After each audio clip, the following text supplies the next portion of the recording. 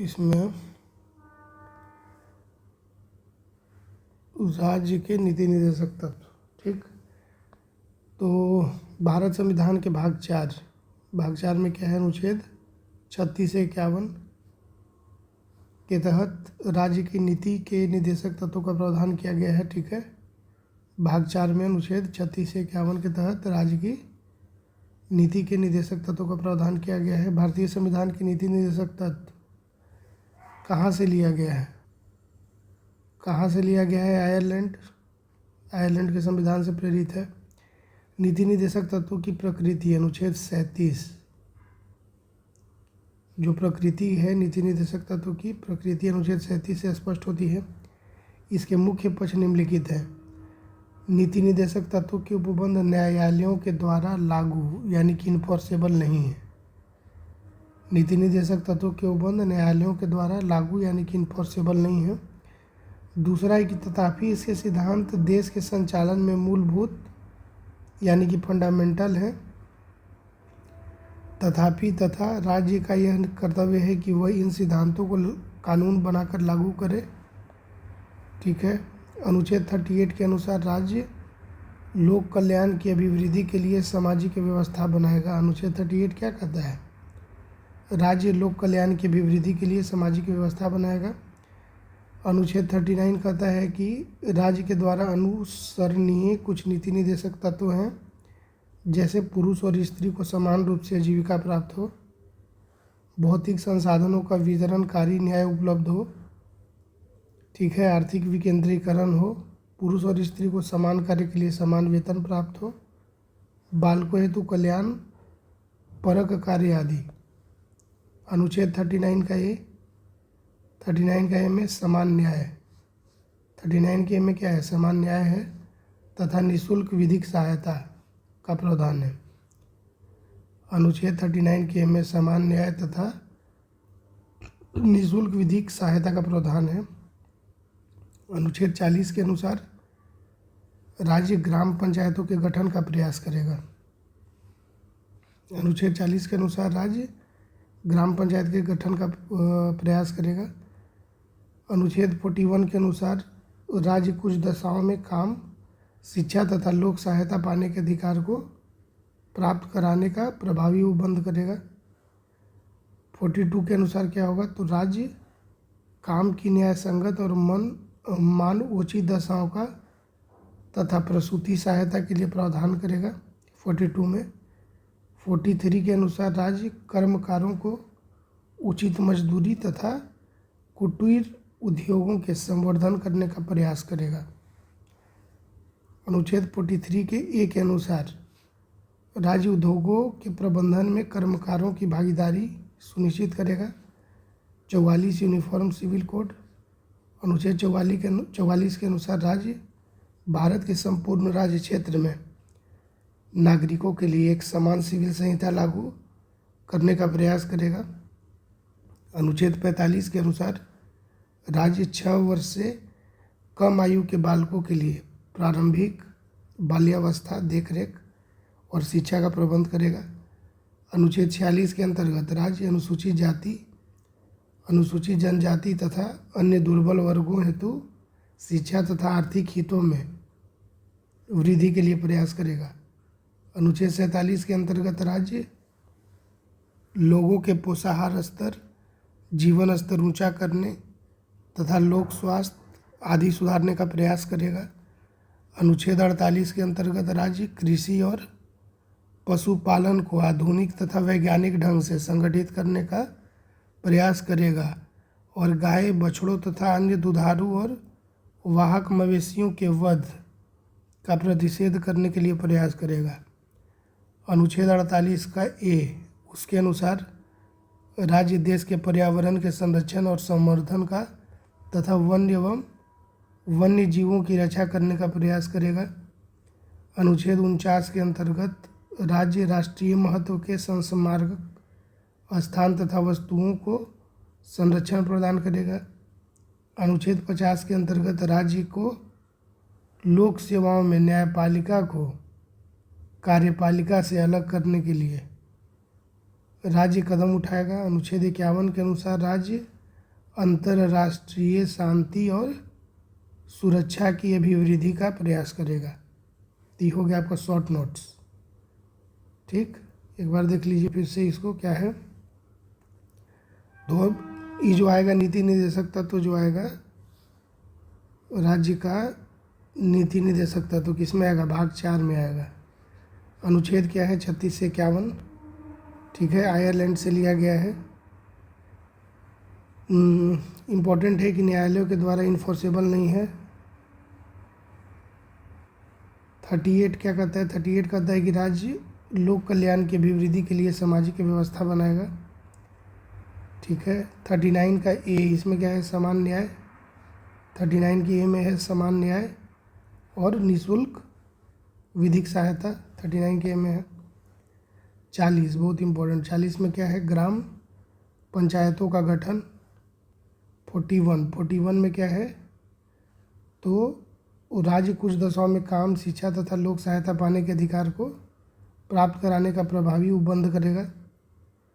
ठीक है, 42 में है राज्य काम की न्याय संगत और मानवोचित दशाओं प्रसूति सहायता के लिए क्या करेगा, प्रावधान करेगा। ठीक ना। 43 में है कि राज्य कर्मकारों को उचित मजदूरी तथा कुटीर उद्योगों के संवर्धन का प्रयास करेगा। फिर है 43 के ए के अनुसार राज्य उद्योगों के प्रबंधन, कर्मकारों की भागीदारी, यही सब है। 44 में याद रखिएगा, इम्पोर्टेंट है, यूसीसी यूनिफॉर्म सिविल कोड है। 48 इधर हो गया। 48 के ए में क्या आ जाएगा, 48 के ए में आ जाएगा पर्यावरण संरक्षण। 50 में आ जाएगा न्यायपालिका और कार्यपालिका को अलग करेगा। और 51 अंतिम, 51 क्या है, अंतर्राष्ट्रीय शांति और सुरक्षा की अभिवृद्धि। चलिए, दोनों में अंतर है, मौलिक अधिकार और नीति निर्देशक तत्व में अंतर क्या है। तो मौलिक अधिकार जो भारतीय संविधान के भाग 3 में है, नीति निर्देशक तत्व है भाग 4 में। मौलिक अधिकार लिया गया है अमेरिका से, नीति निर्देशक तत्व लिया गया है आयरलैंड से। मौलिक अधिकार का प्रकृति क्या है, प्रवृत्ति, नकारात्मक, और इसका प्रकृति क्या है, सकारात्मक है। मौलिक अधिकार है वाद योग्य, यानी कि चैलेंज कर सकते हैं कोर्ट में, लागू करवा सकता है न्यायालय। लेकिन नीति निर्देशक तत्व क्या है, गैर वाद योग्य है, यानी कि न्यायालय के द्वारा इसको लागू नहीं कराया जा सकता। मौलिक अधिकार क्या है, कानूनी रूप से मान्य है, लेकिन नीति निर्देशक तत्व को कानूनी मान्यता नहीं है, लेकिन नैतिक और राजनीतिक मान्यता है, नैतिक और राजनीतिक मानता है। मौलिक अधिकार लागू करने के लिए विधान की आवश्यकता नहीं है। ठीक है, लेकिन नीति निर्देशक तत्व को लागू करने के लिए विधान बनाने की आवश्यकता है। ठीक, मौलिक अधिकार क्या है, व्यक्तिगत कल्याण को प्रोत्साहित करता है। नीति निर्देशक तत्व जो है सामाजिक एवं आर्थिक कल्याण के लिए है। मौलिक अधिकार नागरिकों को स्वतः प्राप्त है, लेकिन नीति निर्देशक तत्व जो है सरकार के द्वारा लागू करने के बाद ही नागरिकों को प्राप्त होगा। क्वेश्चन नंबर 1, राज्य के नीति निर्देशक सिद्धांतों को भारतीय संविधान में शामिल किए जाने का उद्देश्य क्या है। तो राज्य का नीति निर्देशक तत्व जो है उसको भारतीय संविधान में शामिल करने का उद्देश्य है कि सामाजिक और आर्थिक प्रजातंत्र को क्या किया जाए, उसको स्थापित किया जाए, सामाजिक और आर्थिक प्रजातंत्र को स्थापित करना। क्वेश्चन नंबर 2, निम्नलिखित में से कौन एक राज्य के नीति निर्देशक सिद्धांतों का उद्देश्य नहीं है। निम्नलिखित में से कौन एक राज्य के नीति निर्देशक सिद्धांतों का उद्देश्य नहीं है। तो एक धार्मिक राज्य की स्थापना करना। नीति निर्देशक सिद्धांत इसलिए थोड़ी आया है कि आप एक धार्मिक राज्य की स्थापना कर दीजिए। बाकी जो ऑप्शन है देखो सही है। एक कल्याणकारी राज्य की स्थापना करना, सामाजिक आर्थिक न्याय को क्या करना, सुनिश्चित करना, एक धर्मनिरपेक्ष राज्य की स्थापना करना, ये सब है। लेकिन एक धार्मिक राज्य की स्थापना करना इसका उद्देश्य नहीं है। 3 नंबर में, ये 3 नंबर है कि राज्य के नीति निर्देशक सिद्धांत किस प्रकार मौलिक अधिकारों से भिन्न है। राज्य के नीति निर्देशक सिद्धांत किस प्रकार से मौलिक अधिकारों से भिन्न है। तो निर्देशक सिद्धांत प्रवर्तनीय नहीं है, जबकि मौलिक अधिकार प्रवर्तनीय है। राज्य के नीति निर्देशक सिद्धांत किस प्रकार मौलिक अधिकारों से भिन्न है, अलग कैसे है। तो निर्देशक सिद्धांत प्रवर्तनीय नहीं है, जबकि मौलिक अधिकार परिवर्तनीय है, कोर्ट में लेके जा सकते हैं इसको। क्वेश्चन नंबर 4 है कि निदेशक तत्व का क्या मतलब, मीनिंग क्या है? तो अवाद योग्य निदेशक तत्व, इसका मतलब क्या हुआ? अवाद योग्य। क्वेश्चन नंबर 5, निम्नलिखित कथनों पर विचार कीजिए। भारत के संविधान के संदर्भ में राज्य की नीति के निदेशक तत्व, तो इसमें दोनों में से कोई सही नहीं है, बोथ आर रॉन्ग। विधायिका की कृतियों का निर्बंधन करते हैं, गलत। कार्यपालिका की कृतियों का निर्बंधन करते हैं, ये भी गलत।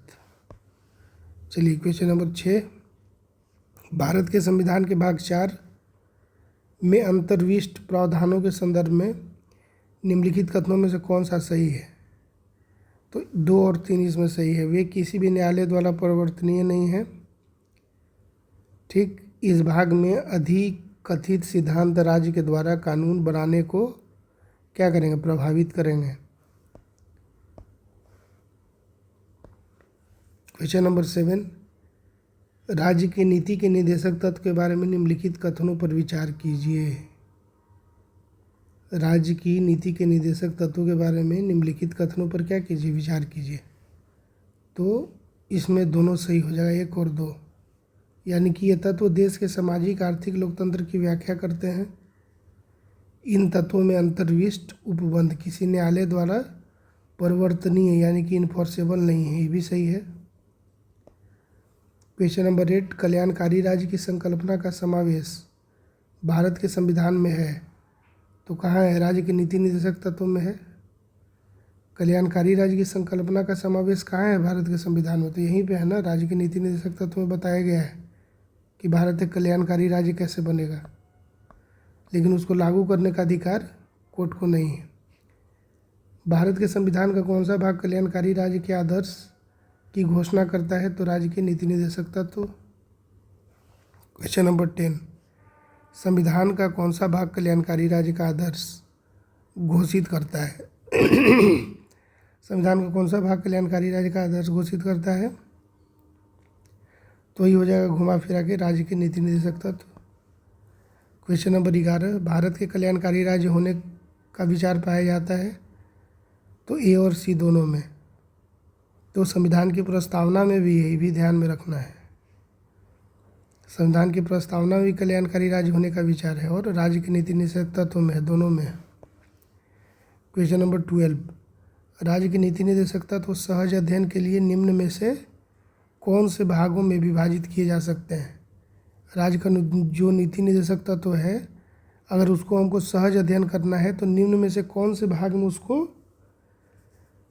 विभाजित किया जा सकता है? तो उपरोक्त सभी, मतलब उसका समाजवादी एस्पेक्ट भी है, उसका उदार बौद्धिकतावादी एस्पेक्ट भी है और गांधीवादी एस्पेक्ट भी है। तो इसीलिए कभी कभी क्वेश्चन आ जाता है कि समाजवादी जो प्रॉपर्टी है उसमें वो बताइए, या गांधीवादी उसमें कौन कौन विचार डाला गया है, ठीक, या उदार बौद्धिकतावादी।